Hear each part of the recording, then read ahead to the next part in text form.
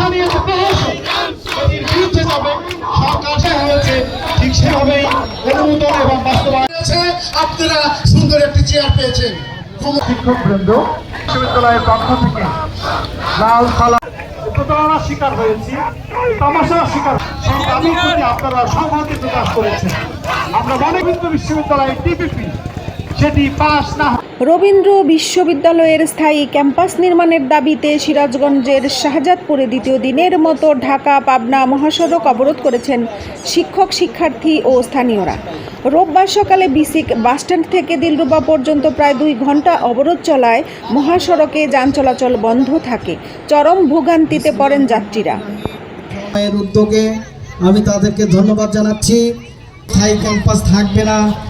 বিক্ষোভকারীরা বলেন, দীর্ঘ 9 বছরেও বিশ্ববিদ্যালয়ের জন্য স্থায়ী ক্যাম্পাস হয়নি, নেই আবাসিক হল, খেলার মাঠ সহ ন্যূনতম সুযোগ সুবিধা। শিক্ষা মন্ত্রণালয়ের প্রস্তাবনা থাকা সত্ত্বেও একনেকে ডিপিপি অনুমোদন হচ্ছে না। তারা হুঁশিয়ারি দেন, দ্রুত ডিপিপি অনুমোদন ও নির্মাণ কাজ শুরু না হলে আরও কঠোর কর্মসূচি, সড়ক ও রেলপথ অবরোধ করা হবে। প্রতিষ্ঠানকে শুধু দেখিয়েই যাচ্ছি, কোথায় সে বিশ্ববিদ্যালয়? আমাদের দাবি আদায় না হওয়া পর্যন্ত আমরা চলতাল বাহারা।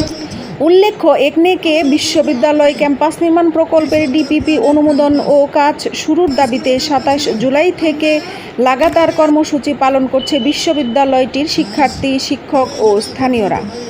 Happy Akter, desk report. স্বপ্নের প্রতিষ্ঠানের প্রাণের দাবি স্থায়ী ক্যাম্পাস।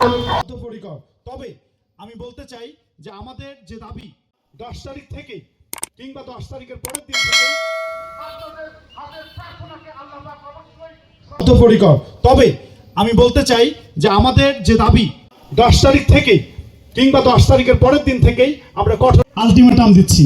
এর পরবর্তীতে আমরা সর্বাত্মক যে আন্দোলন